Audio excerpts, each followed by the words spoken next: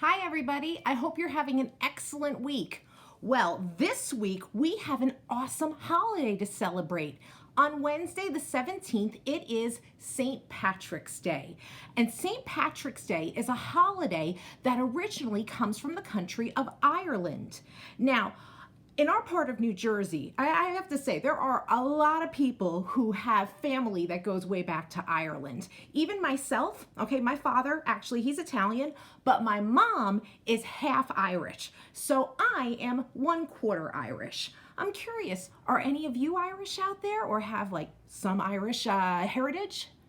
That's awesome. You know what though? Even if you are not Irish, there is a saying that everybody is Irish on St. Patrick's Day. So don't feel left out, okay? Everyone can celebrate on Wednesday. On Wednesday, right, we're gonna wear green. A lot of the times people tell St. Patrick's Day stories, which I will in a moment. They might play music or sing songs that come from Ireland. They might eat some special food. On St. Patrick's Day, a lot of the time people eat corned beef and cabbage. That's a very popular thing. Even they might have green bagels in the store, which some people really like. And there are stories about a very mischievous creature that likes to hang out at St. Patrick's Day. Do you know what that creature is called? Well, in the stories, they call it a leprechaun, okay? And according to legend, if you catch a leprechaun, that leprechaun might give you gold.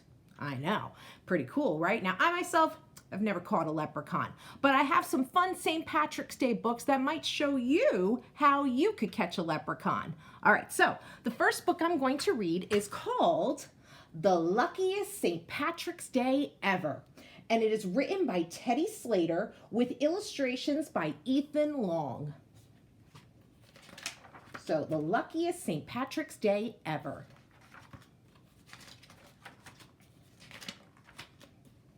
Top of the morning, it's March 17. The leprechaun family is wearing the green. St. Patrick's parade is about to begin. The wee ones are marching. Come on, let's join in. There goes Bedelia, leading the clan, arm in arm with Granddaddy Dan. She swings her shillelagh. They walk and talk gaily, moving as fast as they can. Now the little girl, I know it's hard to see because it's in the crease of the book, she is holding something called a shillelagh, okay, which is a piece of wood that's very important for St. Patrick's Day. Timothy Shaughnessy, handsome and bold, marches along with a big pot of gold. And here comes Aunt Rose, tap-tapping her shoes. With shamrock in hand, she follows the band, decked out in her very best clothes. Now she's holding a shamrock, which is usually a 3-leaf kind of clover. Shamrocks are a very important symbol of St. Patrick's Day. And if you find a 4-leaf clover, that is supposed to be very good luck. Tootly toot, rum-a-tum-tum, Johnny and Jack play the fife and the drum. They kick up their heels in a wild Irish jig. Everyone's dancing, even the pig. After the march, it's back home for lunch. Mulligan stew and green apple punch. Kate cuts the cabbage, Pat shells the peas. The mischievous children do just as they please. Friends and family keep coming to call. There's plenty of food for one and for all. The Caseys, McGregors, O'Grady's, Peg Finn. Everyone's welcome, please, won't you come in? Lassies and laddies stream through the door until there's no room for one caller more. The leprechauns crowd round the dining room table, piling their plates as high as they're able.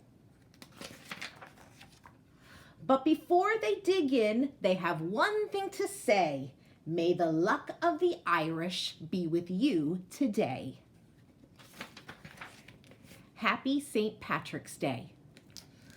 All right, so that was The Luckiest St. Patrick's Day Ever. I have another real quick St. Patrick's Day book for you. This one is called The Night Before St. Patrick's Day, and it is written by Natasha Wing with illustrations by Amy Wummer. Now, this book there's a series of these books, and they're based on a very famous Christmas poem called The Night Before Christmas. Now, that poem was written over 100 years ago, a very famous poem, right? It was the night before Christmas, and all through the house, not a creature was stirring, not even a mouse. Okay, I'll stop because I could probably recite the whole poem. Not going to do that to you guys. But this takes that well-known poem and it sets it to the night before St. Patrick's Day. So let's see what happens. So this is The Night Before St. Patrick's Day.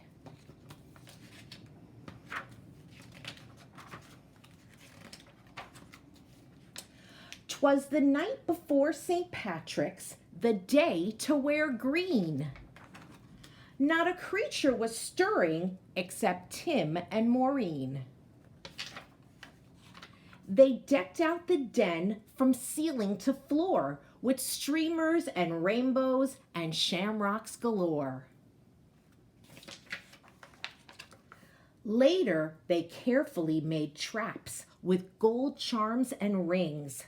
I bet we catch a leprechaun, they love shiny things. For if they caught one, so the legend told, they'd find where he buried his big pot of gold. They set all the traps round the room with great care, in hopes a wee Irishman soon would be theirs." And we see all these traps that they have set. Oh my goodness, this one has a golden locket, and it looks like if the leprechaun comes up to get the locket, he's going to fall into this can, so they trap him this way. This one's using a hanger, and there's all these gold charms inside of it looks like a kitchen strainer. So the idea is if the leprechaun comes to get the gold, you pull up the hanger and it traps him inside. But these are some pretty good traps, I have to say. I wonder if they're going to work. The children then nestled all snug in their beds, while visions of golden coins danced in their heads. "Happy St. Patty's," said Dad early the next morning.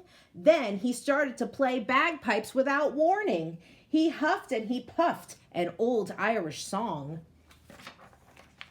Mom dished out green eggs and sang loudly along. When from their bedroom there arose such a clatter, the kids ran down the hallway to see what was the matter. And what to their wondering eyes should appear but a terrible mess. A leprechaun was here. Oh my gosh, look at what that leprechaun did to that room. Oh my, that is quite the mess. "Be quiet," whispered Maureen. "He's hiding somewhere. When we find him, remember, we must hold his stare. For if you look away, if you so much as blink, leprechauns vanish quick as a wink." The kids trailed muddy footprints back and forth across the floor, which led them under Tim's bed and past the closet door. And then inside a trap, they heard someone giggling. A real live leprechaun. They both saw him wriggling. His eyes, how they twinkled, his body so tiny, his hands clasped a trinket so gold and so shiny. He was dressed in all green from his head to his toes, and he looked like a cobbler wearing fairy-sized clothes. The children approached him, staring straight in his eyes. "Tell us where the gold is. Don't be tricky, no lies." "I buried it under a rock, smooth and hard. It's marked with an X right in your backyard." But when the kids went outside with their shovel and pick, they instantly saw it had been a big trick. Now look at that. The leprechaun put an X on every single rock. Now they don't know which rock has the gold under it. I'm telling you, those leprechauns are tricky. "I fooled you. It's time to disappear. Happy St. Patty's Day to you, and better luck next year." Happy St. Patrick's Day. All right, friends, so that was The Night Before St. Patrick's Day. Well, I hope you are able to trap a leprechaun and get some gold. That would be pretty awesome. I'm wondering, what would you spend your gold on? Oof. I can think of so many things. I can't even get started. But it would be fun to catch a leprechaun and get a whole lot of gold. Boy, I tell ya.